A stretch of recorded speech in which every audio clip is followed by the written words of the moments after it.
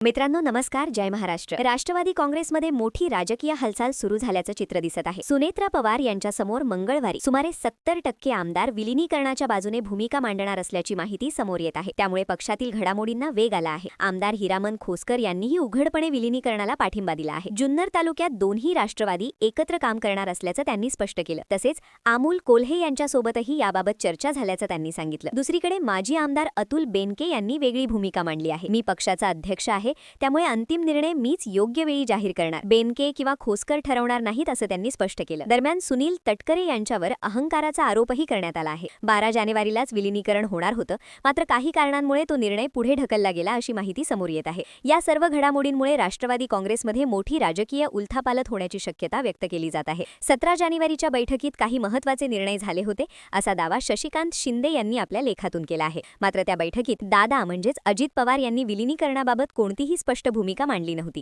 चर्चा फक्त जिल्हा परिषदांच्या मुद्द्यांपुरतीच मर्यादित होती असं सांगितलं जात आहे। दरम्यान प्रफुल्ल पटेल आणि सुनील तटकरे यांच्यावरही बोट ठेवलं जात आहे। सुरुवातीपासूनच या दोन्ही नेत्यांचा विलीनीकरणाला विरोध असल्याचा सूर दिसत असल्याची चर्चा आहे। रोहित पवार यांनी मांडलेल्या टाइमलाईननुसार अनेक प्रश्न उपस्थित होत आहेत। विशेषतः अजित पवार यांच्या संदर्भात काही निर्णय उशिरा का झाले, यामागे नेमकं कोण जबाबदार यावर चर्चा रंगली आहे। अजित पवार यांच्या विमान अपघातापासून ते आतापर्यंतच्या घटनाक्रमाकडे पाहिल्यास पटेल आणि तटकरे यांच्या भूमिकेबाबत संशय निर्माण होत असल्याचंही बोललं जात आहे। मित्रांनो, आता रोहित पवार यांनी सांगितलेली ही संपूर्ण टाइमलाईन नेमकी काय आहे हे पाहणं महत्त्वाचं ठरणार आहे। पुढील घडामोडींकडे सगळ्यांचं लक्ष लागलं आहे। अजित पवार यांच्या विमान अपघाताबाबत नवे दावे आणि टाइमलाईन समोर येत असल्याने राजकीय वर्तुळात मोठी चर्चा रंगली आहे। अजित पवार यांचा विमान अपघात 28 जानेवारीला झाला। त्याच्या आदल्या दिवशी म्हणजे 27 जानेवारीला घटनांची मालिका सुरू झाल्याचा दावा रोहित पवार यांनी केला आहे। त्यांच्या मते दादा मुंबईहून येणार होते, मात्र मंत्रालयातील फाईलमुळे उशीर झाला। सायंकाळी 7 वाजून काही मिनिटांनी चार्टर विमान बुक करण्यात आलं। रोहित पवार यांनी सांगितलेल्या वेळेनुसार ते सुमारे 5 वाजून काही मिनिटांनी भेटायला गेले होते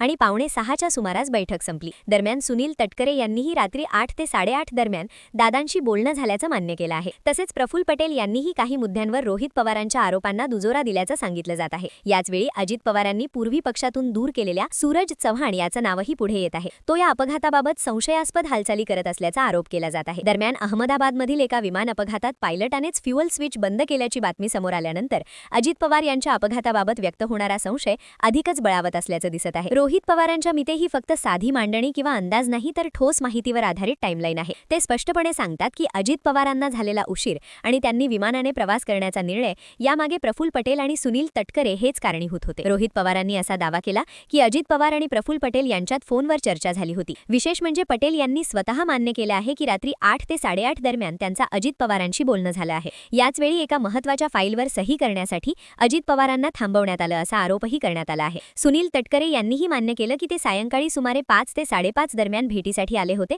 आणि बैठक जवळपास 7 ते 7:30 पर्यंत चालली। म्हणजेच सायंकाळी 5 वाजल्यापासून ते 7:30 वाजेपर्यंतचा वेळ हा पूर्णपणे या बैठकीत गेला आणि या कालावधीत अजित पवारांना थांबवण्यात आलं असा गंभीर आरोप रोहित पवारांकडून केला जात आहे। या सर्व खुलास्यांमुळे प्रकरण अधिकच गुंतागुंतीचं बनत असून पुढे आणखी काय उघड होणार याकडे सर्वांचे लक्ष लागले आहे। रोहित पवार सुरुवातीपासूनच सांगत आहेत की अजित पवारांना जाणून बुजून थांबवण्यात आलं।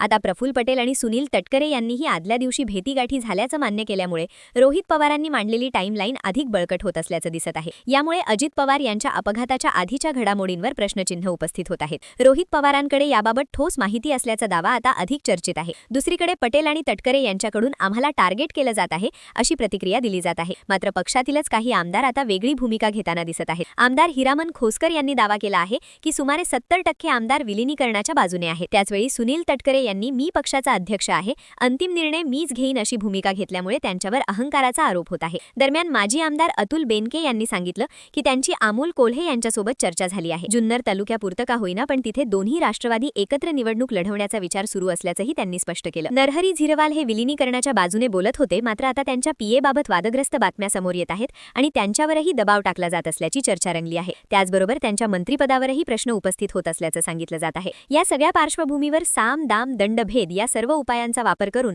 विलीनीकरणाच्या बाजूने बोलणाऱ्या आमदारांना दाबलं जात असल्याचा आरोप केला जात आहे। त्यामुळे सुनील तटकरे यांच्यावर थेट बोट ठेवलं जातंय की संपूर्ण राजकीय खेळ त्यांच्या नियंत्रणाखाली चालतोय का। दरम्यान सुनेत्रा पवार यांना या सगळ्या प्रक्रियेत केवळ कठपुतळी बनवलं जात आहे अशीही चर्चा आहे। आमदार हिरामन खोसकर यांनी दावा केल्याप्रमाणे जर खरोखरच 70% आमदार विलीनीकरणाच्या बाजूने असतील तर पक्षाच्या अध्यक्ष म्हणून सुनेत्रा पवार यांनी बहुमताचा निर्णय मान्य करायचा की उर्वरित 30% नेत्यांचा विचार करायचा, हा मोठा प्रश्न उपस्थित होतो। होत आहे। या 30% प्रफुल्ल पटेल, सुनील तटकरे, छगन भुजबळ आणि इतर काही नेत्यांची नावे चर्चेत आहेत। राजकीय विश्लेषकांच्या मते अजित पवारांच्या गटाकडून सध्याची रणनीती ही अल्पकालीन सत्ता आणि पुढील 2-3 वर्षांसाठी राजकीय समीकरण जुळवण्यावर अधिक केंद्रित आहे। मात्र पक्ष दीर्घकाळ टिकवायचा असेल तर आमदारांची मर्जी आणि बहुमताचा कौल लक्षात घेणं अत्यंत आवश्यक ठरणार आहे। अमोल मितकारी, हिरामन खोसकर, अतुल बेनके यांच्यासह अनेक नेत्यांचा सूर विलिनीकरणाच्या बाजूने असल्याचं दिसत आहे। तर काही नेते उघडपणे बोलत नसले तरीही त्यांची भूमिका याच दिशेने असल्याची चर्चा आहे। दुसरीकडे प्रफुल्ल पटेल आणि सुनील तटकरे यांच्या भूमिकेबाबत